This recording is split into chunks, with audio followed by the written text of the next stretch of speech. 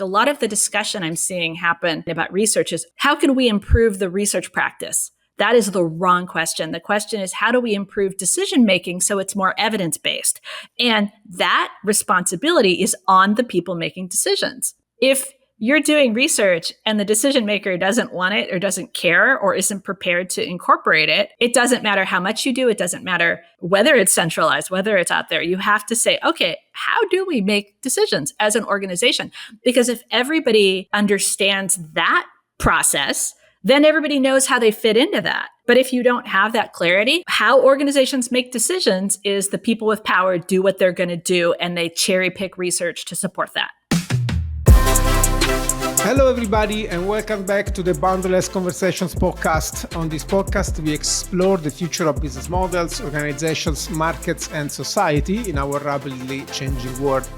I'm solo today, but I'm thrilled to welcome our guest for this episode, a consultant, author, and thought leader who has deeply influenced the field of research, design, and innovation, and worked with countless brands worldwide.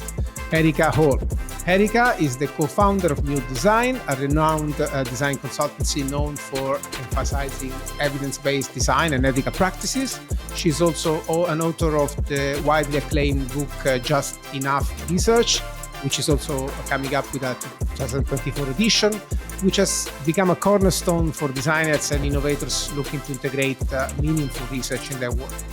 Hello, Erika. It's beyond fantastic to have you here today. Hello, it's so nice to be here. Thank you for having me with you.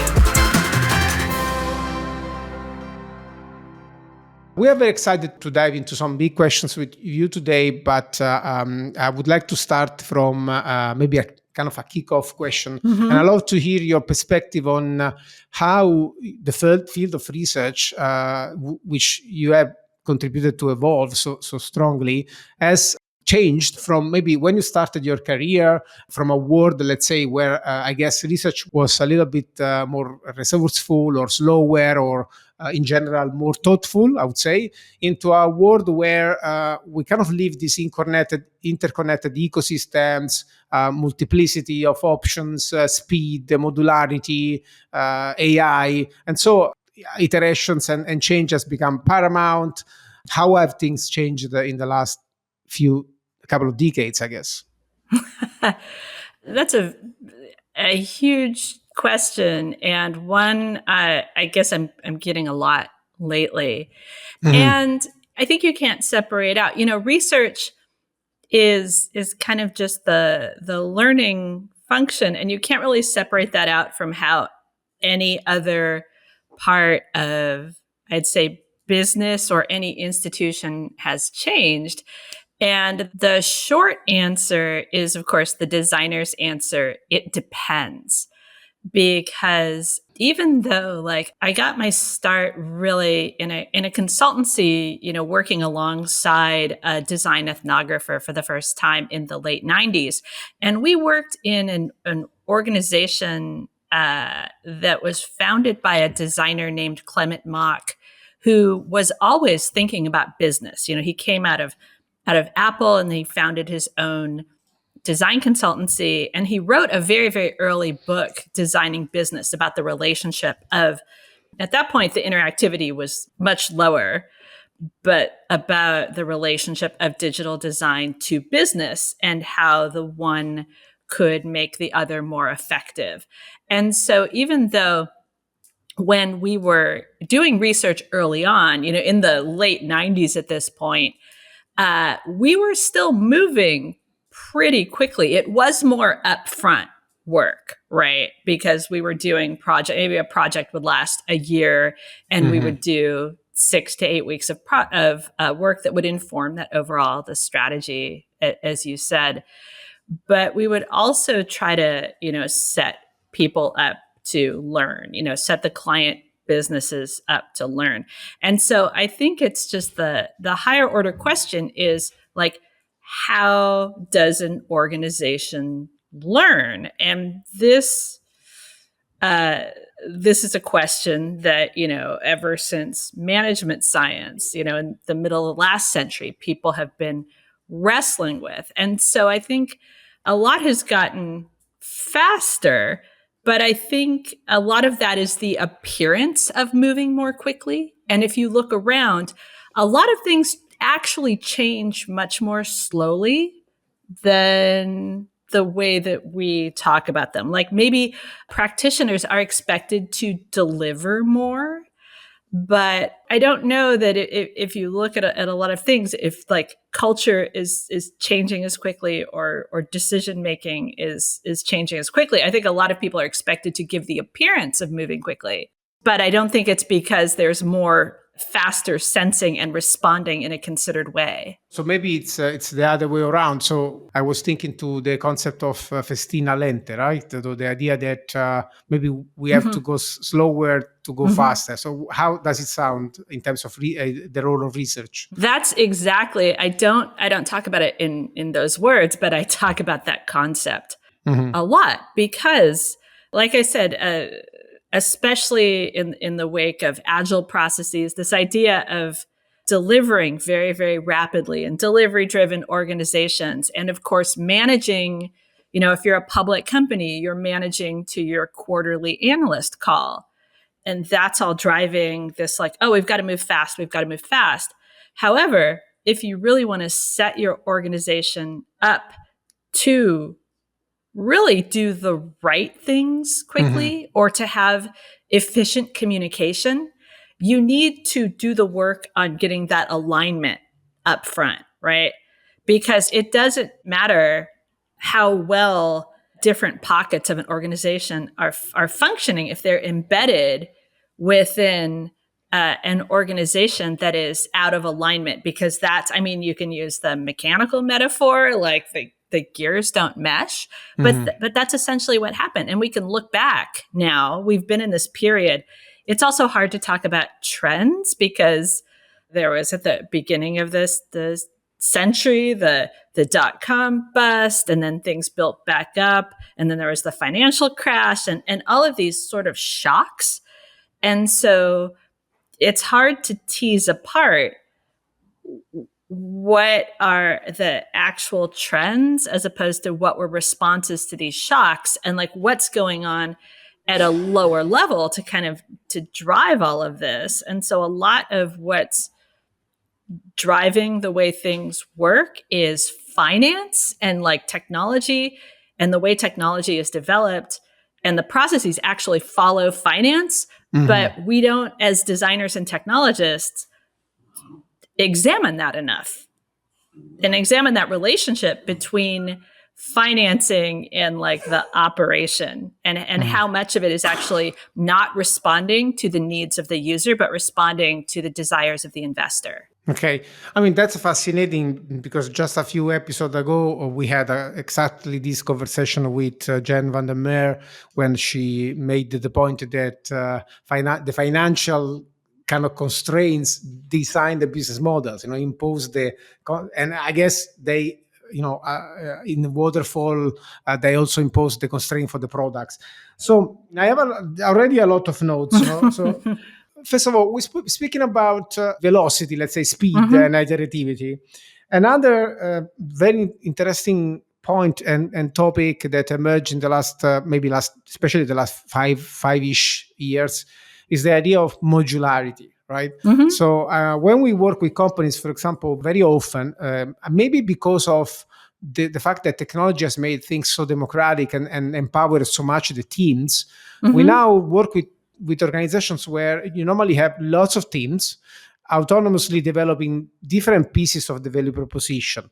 So how has modularity and in general the idea of portfolios impacted the work you do in research? So has it maybe changed from, I don't know, centralizing this capability in a certain function of the organization into spreading it out across the board? So how has things changed as companies have moved more into ecosystemic value propositions, modules, and portfolios? I would say from my perspective, because the way I think about all of this, it's already grounded in systems thinking. Right. The way that I work and talk about work hasn't changed, because it's always like, who are you working with? Who do you need to influence? Who are you accountable to? What's your agenda? And where do you have knowledge gaps that are affecting decision making, right? Because I talk about design at the unit of the decision, not the artifact so much. And so that sort of analysis, like it works for whether you're going sort of top down. I mean, top down, that sort of like top down unified view has always been a fiction, right? Because people work with the people they work with, they work in this unit, and the ways that decisions happen are a lot more nuanced and idiosyncratic, even within organizations that might seem monolithic. Again, I think like the theme I always come back to is how much are you doing the thing and how much are you giving the appearance of doing the thing? Mm-hmm. Because when you talk about democratization, the difference between, say, democratization and delegation is a very important distinction. And the distinction to me is, are you doing a piece of the work that is delegation? Do you have, how much of a say do you have in the goals or the agenda setting? Mm-hmm. That's democratization, right? If you have a vote in what the actual agenda is, what the policy is, what the goal is, what the strategy is, then I would say maybe your work is democratized. But for most organizations I work with, people might be in a modular business unit, but something could happen in the macro environment and bam, that I have literally had clients where we were working with call it an entrepreneurial module within a larger organization. Right. And because the organization as a whole was doing something like positioning itself to IPO, to go public, that entire module was cut loose. Like I've had the experience of being on site when everybody I've been working with for 6 months got laid off because of a lack of internal communication coordination. That's a terrible experience. And so everybody within that module, they were working, as you say, we're like, oh, we have our budget, we have our goals, we're responding to this need in the marketplace. But because there was a shift at the very top, at the board level, in terms of realigning the whole organization, like it didn't matter. And so I come at this topic with, I would say, a certain amount of skepticism, because every large enterprise wants to present itself as being entrepreneurial, innovative, responsive to the marketplace to the extent where they're ahead of the marketplace. But when it comes down to it, the people at the top of the organization, if they're responsible to their investors, they want to give the appearance of having a strategic vision and still being in control. Yes. That's fascinating, because no later than a week ago, I was talking to a customer, and these leaders genuinely felt like our PMs are failing because they lack skills, they lack, I don't know, this or that. And at the end of the day, my impression was more that it wasn't even clear how much autonomy those teams had. So to some extent, there was this pressure. They felt like it was good to democratize, really, so to give entrepreneurial autonomy to these teams. But on the other side, as soon as pressure from investor comes in, you feel like this urgency to say, let me control this, let me maybe regain some responsibilities. And I tend to think that any company that in this world today centralize control and think that they can actually control outcomes top down, they are faded. They will fail, because things are so much more uncontrollable now. But in your perception, you also, once you wrote another very interesting piece, quote that I captured. I don't remember what blog post it was.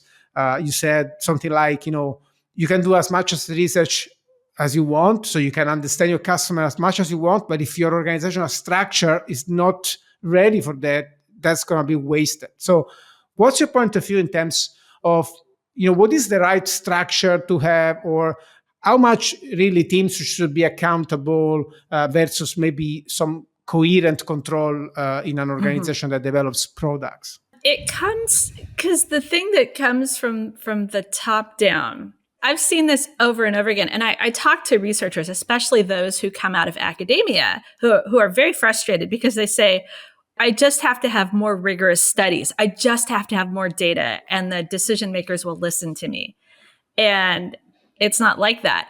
And so it has to come from two places that are at the top. You have to have the actual spirit of learning, right? Mm-hmm. Because the thing about research that is very important, and I still feel like not everyone grasps, is that research is anti-authoritarian. If you talk about somebody in the leadership of an organization, right? If you have authority over that organization, that means that you have the truth, right? You tell people, like, this is how we're going to do things.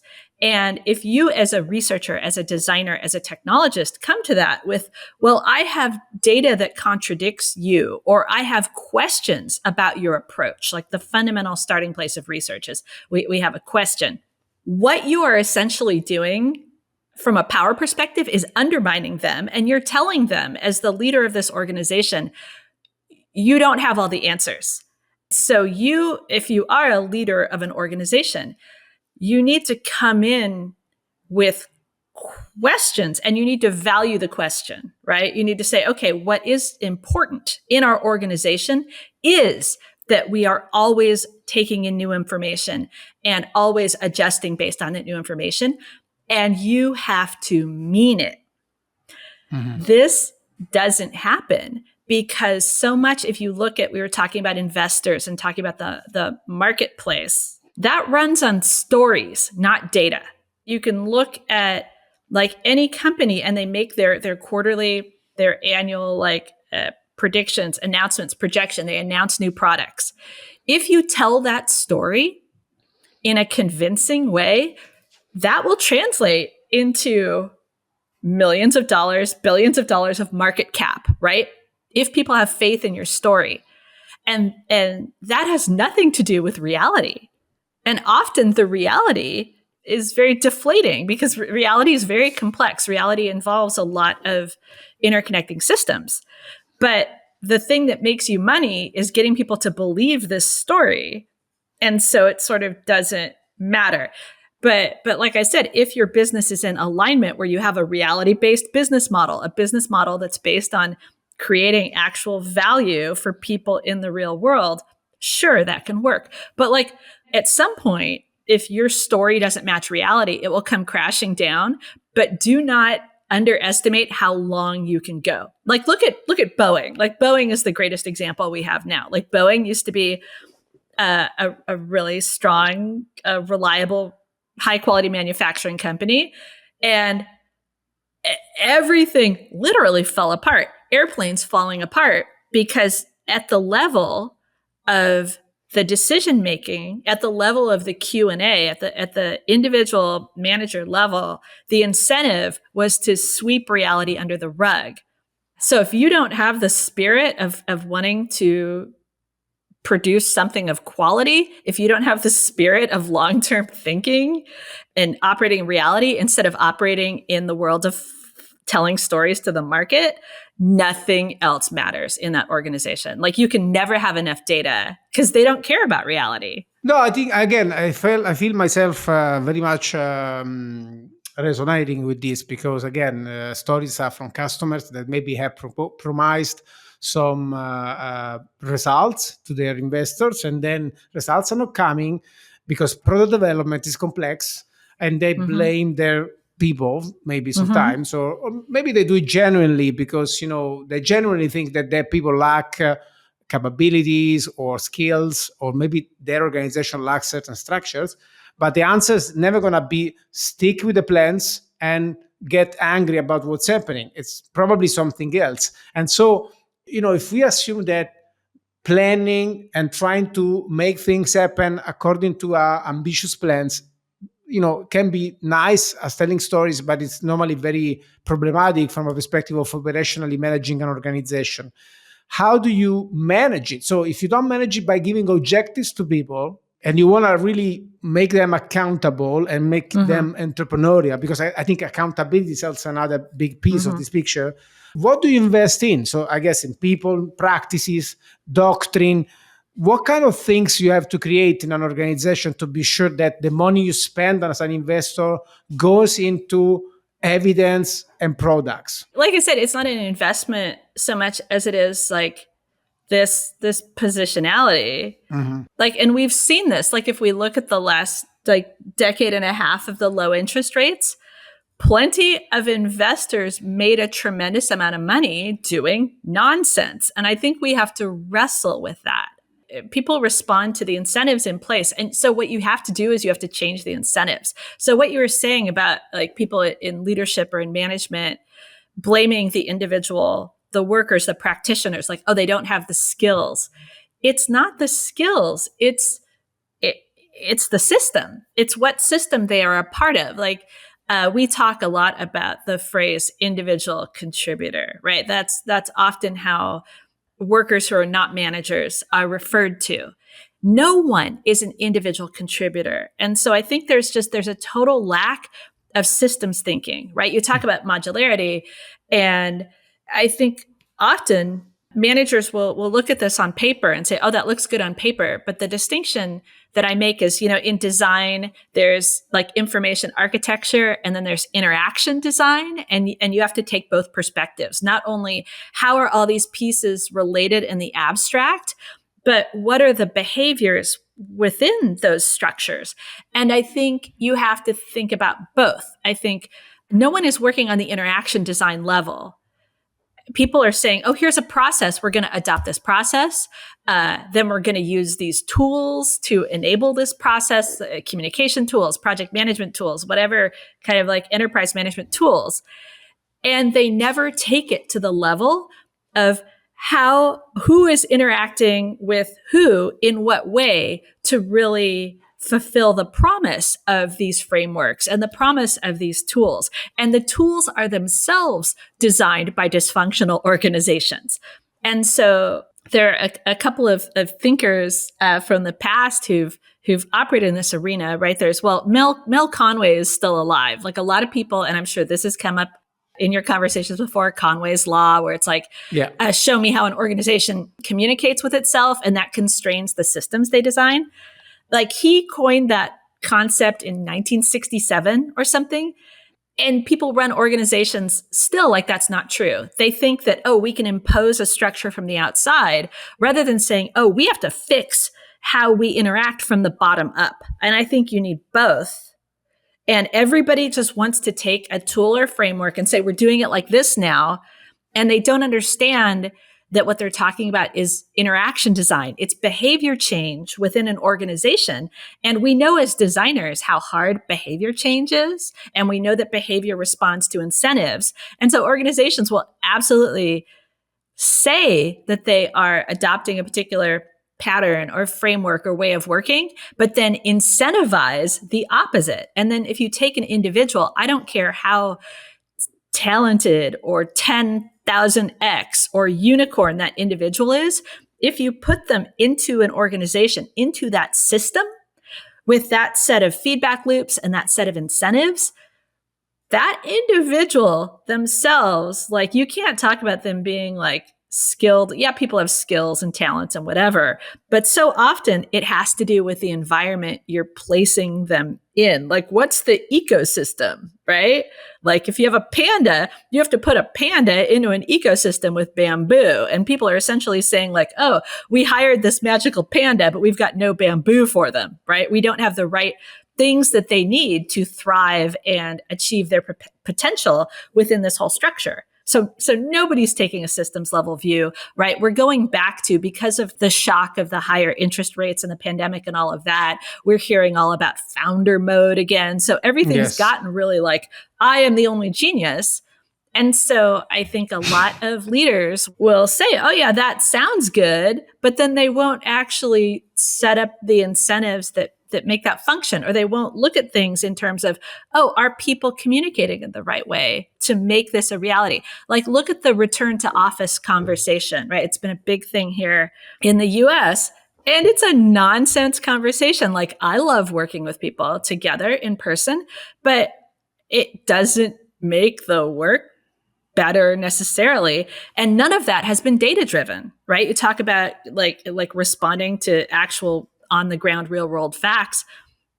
Nobody is saying like, oh, let's make sure that we're clearly defining success. We're clearly defining productivity. We're relating how people work to our desired outcomes. No, it's a complete control move. It's like, okay, I want people where I can see them. Often it's a stealth layoff. So if your organization is not being honest, which so many are just flat out not being honest to their people, to their customers, to their investors, right? They're like, we're just going to make it look like we're doing things in a really considered way. Mm-hmm. And then they're just like bringing people back into the office to as a control thing, not as a, oh, we've actually learned that this is how we have these good communications. It's actually like, all we know is that business got worse. And so let's just bring people back where we can control them. And that doesn't make people entrepreneurial, right? Doing things that are arbitrary and controlling absolutely demotivates people and gets the best people to quit. We understand that this knee-jerk reaction on things going not very well these days is not going to work. Okay, so I am a manager. I sit down, I breathe a little bit, I calm down. So how do I manage an organization and create an organization that is wise, thoughtful, evidence-based, can create great products through, from what I get from your conversation, enabling constraints and a good social practice, and not thinking that I can control things. So how can I do it well? So what are the pillars of making it work in your experience? The most important one is having clear strategic objectives, not just following trends. Like, we're seeing this right now. Like, everybody's jumping on the AI bandwagon. Like, why? Like, I've been like the field of artificial intelligence, which was only called that, the university where I went to school, like, was where the term artificial intelligence was coined, like in the 50s or something. I've been interested in machine learning ever since undergrad, and the field has been kind of like chunking along and making progress and changing and trying different things. And then all of a sudden it blew up, not because some of the technology advanced, but also because it was the next like financial terrain. And so it really is starting from, oh, we're not going to chase a trend. We know why we're in business, right? And the reason isn't just to maximize profits. Because if the whole reason for your business, and this is tricky because of fiduciary responsibility, because you kind of, as a leader, your job is to maximize profits. And the problem is, if your only job is to maximize shareholder value, then everything is in service to that. And then you do whatever nonsense like helps you maximize shareholder value, which might have nothing to do with any of these other things. But if you have a strong, a genuine purpose, like, why does your business exist for some reason other than being a way to maximize shareholder value, then everything flows from that. Everything has to flow from that. But if you don't have that, if you have that, like, we're going to chase whatever makes a good story, like I said, like, nothing else matters. And so there are some organizations that operate more like this. Like, you take maybe a funny example, but Costco, which is a big kind of warehouse retailer here in America, they're a public company, but they also are really clear about what business they're in and what makes their business work and what technology it makes sense to incorporate in their business. And they've been going along and doing really well. And you look at a lot of other businesses, and it just seems like they're like, oh yeah, like, oh, we're all about this now. Especially more technology-driven businesses, they're not leading in a human-centered way, a customer-centered way. They're leading in an investor-centered way. And so you have to really know what your purpose is besides just shareholder value. And if you don't have that, like this is I mean, this might seem like a really bleak pronouncement, but honestly, if you don't have that, it's just going to be like chasing that. And that's where the waste comes in, right? Because when we talk about how to staff and how to have teams work together, there was a tremendous amount of, like, the layoffs right now are awful. They're affecting so many people I know. They're affecting people in client services because there's just chaos. And the workers are being blamed for the layoffs, right? But that came from this like wild overhiring because they didn't actually know who they needed. It was just like, oh, we've got to grow because growth looked like success. And so when you like double your headcount in a 4-year period and then the macro conditions change, then you just like shed people. They were never using those people well. All those researchers that got laid off, all those designers who got laid off weren't contributing to value by working on products. They were contributing to value by adding to this perception of success that was being sold to the market. Mm-hmm. Right. So the work was never, quote unquote, being used at the like making products level. Because when you're a manager, and there have been some, I don't know off the top of my head, there have been a couple really good business school papers about this, about the problem is that once you're in a position like a manager, you have an incentive. If you have authority over headcount, you have an incentive to add headcount because that usually increases your compensation and it just makes you look more successful. You're like, look, our business unit is growing. But what if, like what you're talking about, what if you can get a lot done? Like I am a huge believer in getting a lot done with small teams working together well. Like look at Blue Sky right now, right? Mm-hmm. Blue Sky is a 20-person company and they are doing a tremendous amount with 20 people. And they're going to have to grow and things like that. But they're innovating and they're responding to their users in a really interesting way. And the problem is that the way that organizations add people and get people to work together, again, has to do with supporting a story, not supporting this operational reality of what it takes to make a high quality, successful product over the long term. And in terms of structures, let's say that you figure out your strategy, your purpose as a company. I'm a believer in general of letting the organization go into spaces where not necessarily 100% planned. But at the same time, I think I've learned to understand that if you have a good strategic framework and a good vision, a purpose, this can be actually used very operationally by teams, in terms of making choices, for example, or choosing to do something versus something else. But in terms of how you develop a practice of research in an organization like that, should it be centralized? Should it be more like a skill you cultivate? Should it be a community of practice? How do you change insights inside an organization? For example, another big problem that I'm seeing in organizations that especially as they grow big in terms of teams, they lack a coherent representation of what they are building for, who they are building for, what are the customer ecosystems, and also customer ecosystems are becoming more problematic and complex because sometimes it's a partner, sometimes it's a customer, sometimes the partner serves the customer, sometimes you serve a customer job that is spanning across different products. Some of them are your partners, some are not. So how you build a practice that let the organization function through this complexity, but keeping a certain coherent vision of their customers and their insights? It has to do with being very clear about how the organization makes decisions and metabolizes information to make those decisions. Because the whole point of doing applied research is to help an organization it works on two levels. One, to make more confident, better decisions given the constraints, and then to, at a higher level, improve the process of getting information to those decisions. So you can look and say, oh, that helped us make a better decision. What could we do better next time to actually improve the asking and answering questions process?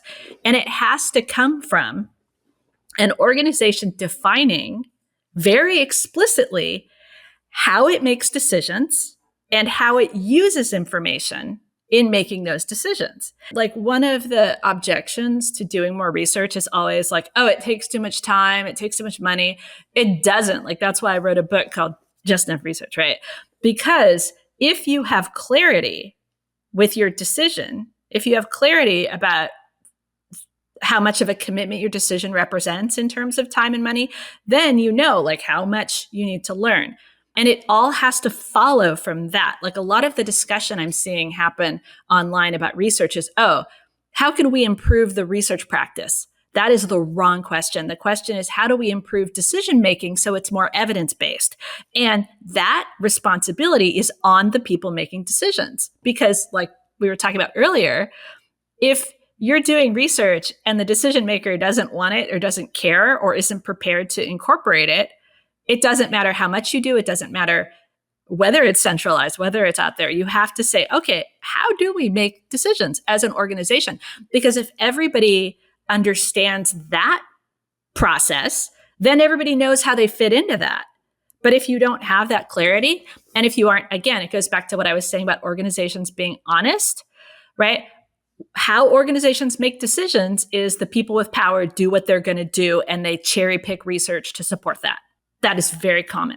But if, again, this all comes from the people with decision-making authority, if you say, okay, it's important to me that our organization makes decisions and commits its resources in a way that helps fulfill our goals, and we have good goals, then it's pretty straightforward to go, okay, who should be asking and answering the questions? Who decides what questions get asked? How does that tie into decision making?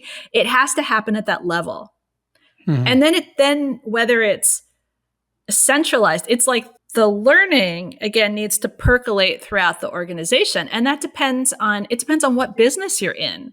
Like, designers always want to universalize things because designers tend to be in love with modernism. And modernism is the idea that, like, oh, there's one universalized solution for everything. But what you have to do is be context aware. Like, that's fundamentally, you have to be like, who do we have? What are we doing here?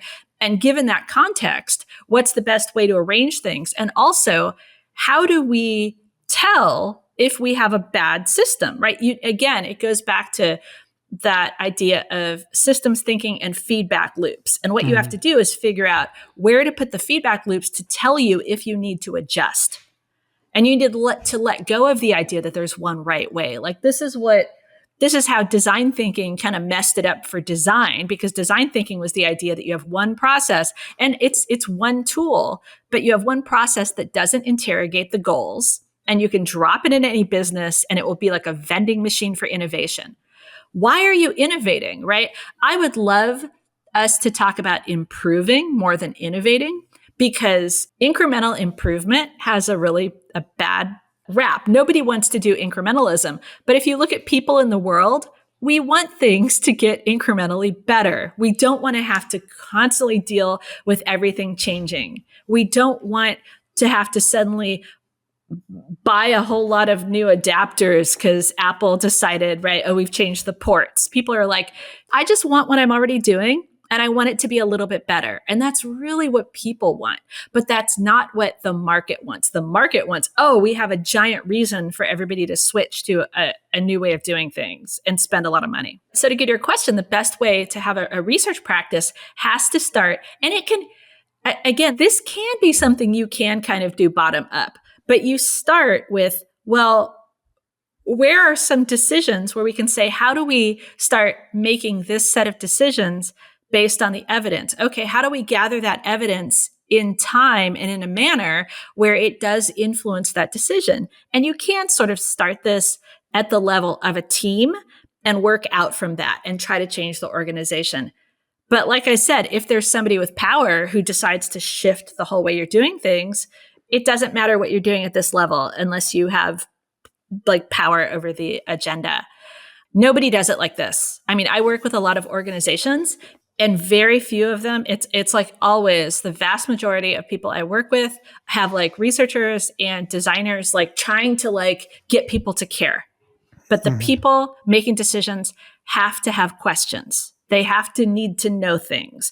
A lot of times what they want is they want quantitative data that they can use to support what they already want to do. So part of it is also just getting more qualitative about things. Like Google did Project Aristotle a few years ago, where they asked the question, what makes teams very functional and very productive?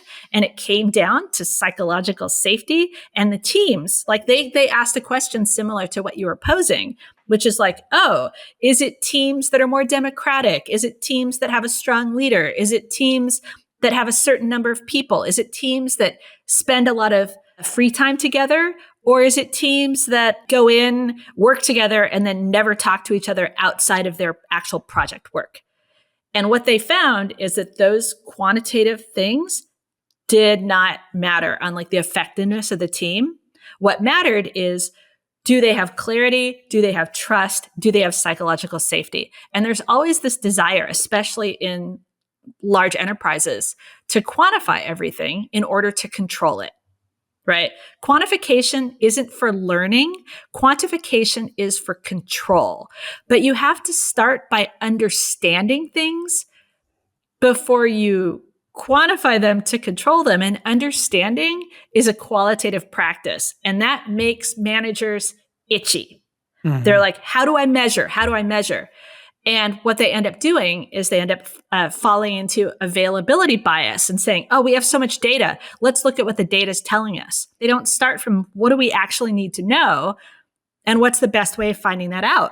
And like, what are we trying to do? What's the most effective way of doing what we're trying to do? So it has to start from the goal, the question, and the decision-making in practice. Like literally, how do decisions get made? And how do people evaluate whether it was a good decision or a bad decision?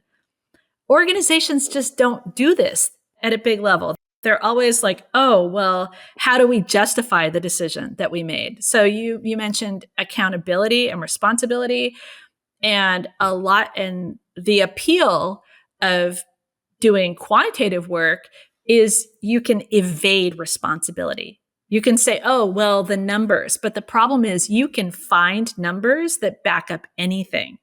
If you want people to have accountability and take responsibility, they have to feel safe. And right now, no workers feel safe. So everybody's just like using all of their brains to keep their jobs is really the sense I'm getting. And if you have that fear mindset where we don't have a real strategy, we could lay you off at any minute. Yeah. What you're going to get is very smart people using 80% of their brain power to keep their job and maybe 20% to do their job. And this happens in like the performance reviews and everything being quantified. The result of that is things being bad.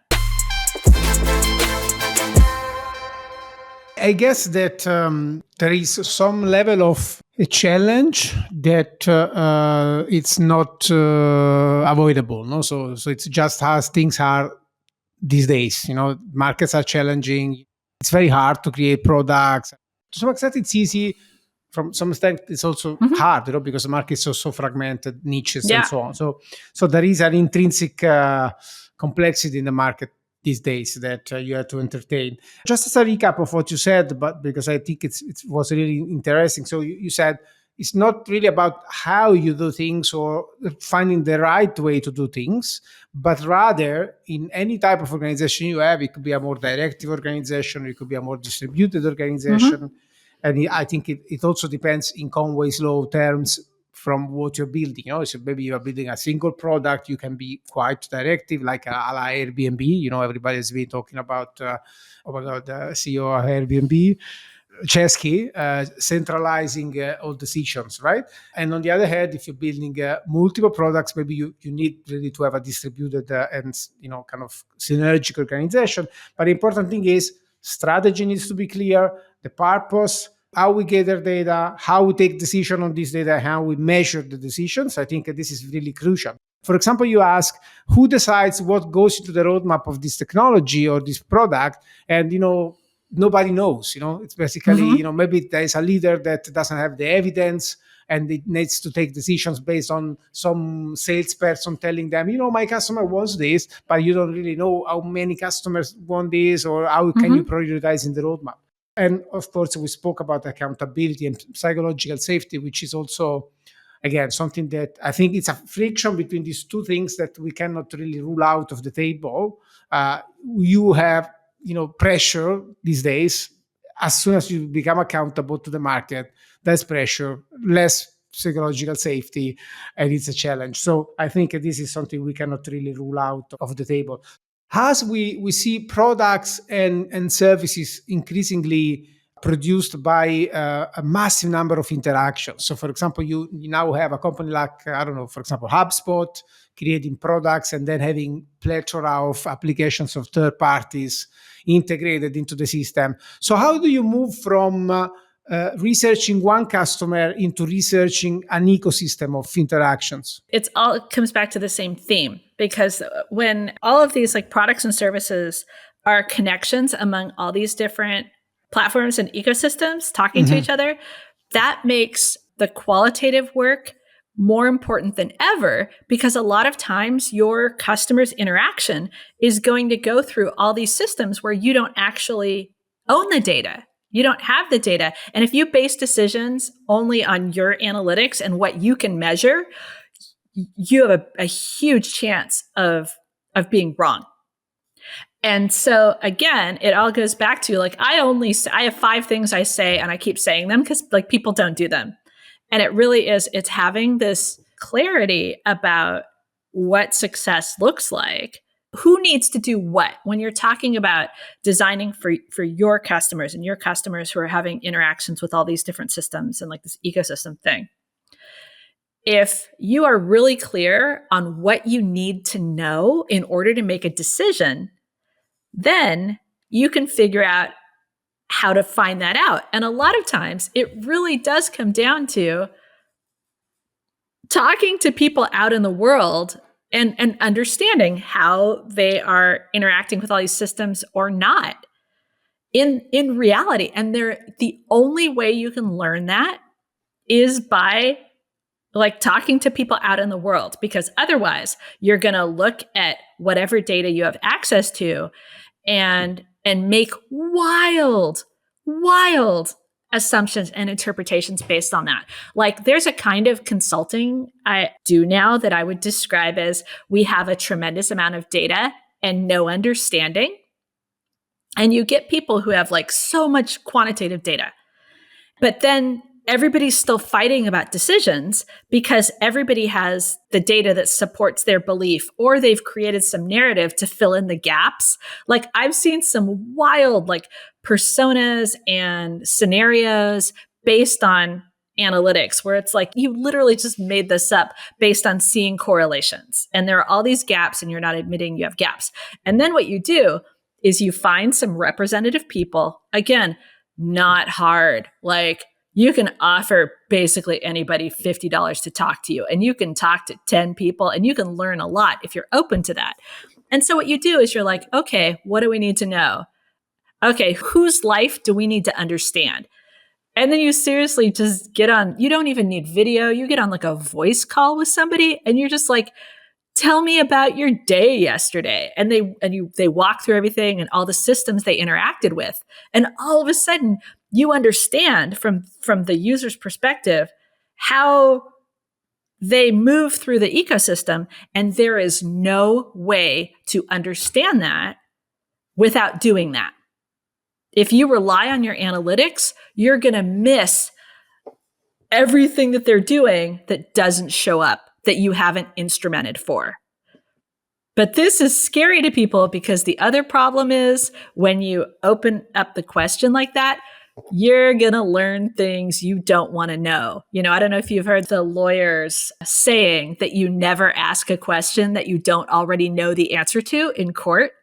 And I feel like that's behind a lot of the structure of research practices, is this desire to control because, oh no, if we learn something that contradicts the story that we're telling to the market, we're going to have to deal with that. And that's another reason why there's this desire. And now people are talking about like, oh, we're going to have synthetic personas and stuff. It's like, please just like talk to people. You could talk to people in a week for like $1,000 plus your employee's time and learn so much that fills in all these gaps. However, what you give up is control. And that's at the heart of it. Interesting, because in this series we had Philip the Reader talking about synthetic users and doing synthetic interviews. And now we have this completely different perspective. I lovely. Yeah. But like, why? Like, why not just talk to people? That's what I'm always like, because it's so much risk. Like, because there's this idea that like, are you saving time? Are you saving money? Like, no, like, seriously. I mean, I guess the idea is that you can, as you have to create many more niche products, you can maybe reduce, again, the cost of experimenting and trying things out. Yeah. False economy, right? Like, come on. I wrote a book. It's $24. Like I said, if you give like 20 people $50, you could learn so much. But instead, because people, they don't want to talk to people. They want everything to be in the technology. But the risk, you're like, what's the risk of you being wrong? The risk is very high. People do these things because they want to do these things, and they use time and money as an excuse to do what they want to do. But it's all about exerting control and also living in this fantasy world that you can then sell to your investor, right? But if you learn things about the real world, you have to deal with it. And that's really that fear of losing control and being wrong are at the heart. So what I tell people, the research mindset is the scientific mindset, right? You don't want to be proven right. Everybody, like, this is the whole heart of my whole shtick, right? We've all been rewarded for having answers and right answers because that feels really good.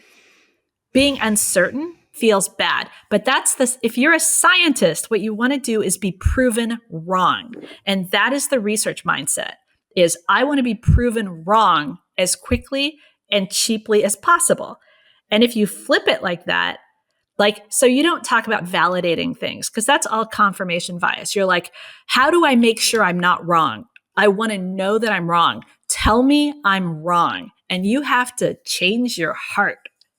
Like, really, it's hard for some people to really welcome being wrong, because the faster that you figure out that you're wrong, the less time you spend being wrong. But a lot of people are riding being wrong for a really long time because they want to cash out, right? It's like, okay, if we can get another bag holder for whatever, and we can just be like, let's just operate in this pretend world until it all comes crashing down because fundamentals catch up with us. Great, I've got my bag, I'm out. Why is Adam Neumann a billionaire, right? Adam Neumann is a billionaire because he told a story and he got somebody with a tremendous amount of money to believe him. And then people with less money look to the person with the most money and they all follow, right? Like, he made like subleasing office space sound like a technology business, which it wasn't. And then once enough people believe in it, it's like clapping for Tinkerbell. It's like, oh, we have to keep putting money into that, or else it's all going to come crashing down. Like, it's all gambling. So I would say the thing you need to do the most is figure out, are you doing science or are you doing gambling? And making sure, because designers and researchers are doing science, right? Making things based on the evidence. But a lot of business is doing high stakes gambling. And you need to say, like, which am I doing, right? That's a great note to end up on, because I was thinking, how different would the world be if this mindset was the winning mindset in the business world? Because, to be honest, that wasn't. As you know, you are from Silicon Valley, which is the heart of the other side of the spectrum, right? Making things happen, the founder mode, the visionaries, and people wouldn't been asked for cards if maybe they would have asked for fast horses. So these narratives are very much well known. So thank you so much for making the case for this, the other side of the spectrum. So as a closure of this conversation, would you like to share with our listeners your breadcrumbs for today? Let's see. I guess as far as a book, I have it right here. Closing the Loop by Sheryl Kababa. It's about systems thinking, and that's really, really good. My breadcrumb for people, honestly, with everything going on, is go offline a little bit and like look around you. Seriously, like go out to the movies, go out to a restaurant, and just be in the world around you. And then you can bring that back, because I think it's easy to get lost in the idea that everything we see on screen is everything that exists. And so go someplace you haven't been before in your town and just look around you. Fantastic. And reflect on that and talk to a stranger. That's one of the best breadcrumbs we ever had on the show. So thank you so much, Erika. I hope you also enjoyed the conversation a little bit. Oh, yeah. Absolutely. Thank you. For our listeners, of course, you can head to our website, www.boundaries.io/resources/podcast, and you will find Erika's conversation with all the notes, the links, and everything else. Of course, we have to recommend your book, Just Enough Research. There is a new edition out. It makes a good gift for the holidays. And of course, it's a kind of something that should be in the pocket of anybody working with products, services, customers, and users and organizations. Because we also learned that research is not just about customers. It's about how you organize, how you communicate, how you structure your teams, the clarity you make in the organization. So thank you so much for bringing this larger perspective. Thank you so much. Thank you. For our listeners, until we speak again, remember to think boundaryless.